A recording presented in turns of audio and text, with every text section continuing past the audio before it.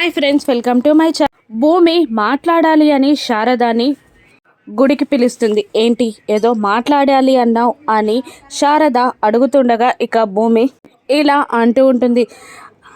Sarathchandra uncle నన్ను దత్తత తీసుకోవాలి అనుకుంటున్నారు అని అనగానే కోపంగా చూస్తుంది శారద. ఆయన దత్తత తీసుకుంటే జాబ్లో నుండి తీసేస్తానని ఆయన అంటున్నారు అని అనగానే అయితే ఏంటి అని శారద అడుగుతూ ఉంటుంది. మీరే మీ అబ్బాయితో కాస్త మాట్లాడాలి, ఒప్పించాలి అని అంటూ ఉంటుంది భూమి. ఇక దాంతో కోపంగా చూస్తూ ఉంటుంది శారద.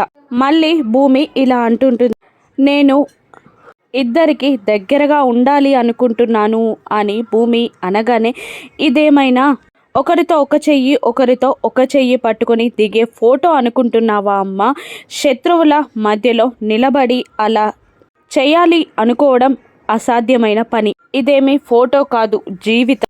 అసలు వాడు జాబ్ తీసేస్తాను అంటే నువ్వెందుకు అంత బాధపడుతున్నావు? నీ మనసుకి ఒక్కసారి నువ్వే ప్రశ్నించుకో.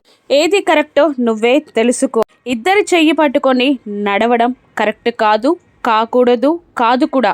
వాళ్ళిద్దరూ శత్రువులు మధ్యలో నువ్వు ఇద్దరిని కలపాలని చూసుకోవడం అది అసాధ్యమైన పని. నీకు ఆ ఇంటి వాళ్ళే కావాలి అంటే దత్తత తీసుకొని అక్కడే సంతోషంగా ఉండు. కానీ వాడు కావాలి అంటే మాత్రం నీ మనసులో ఏముందో క్లారిటీగా వాడికి చెప్పు అని శారద అంటుండగా భూమి అయోమయంలో పడిపోతుంది. ఇక శారద ఇండైరెక్ట్గా గగన్ కావాలా శరత్చంద్ర కావాలా నిర్ణయించుకో అని చెప్పేస్తుంది. దాంతో భూమి ఆలోచనలో పడిపోతుంది. ఈసారి భూమి ఎవరిని ఎంచుకుంటుంది, శరత్చంద్రనా గగన్న? రాను ఎపిసోడ్స్లో చూద్దాం. Thank you for watching.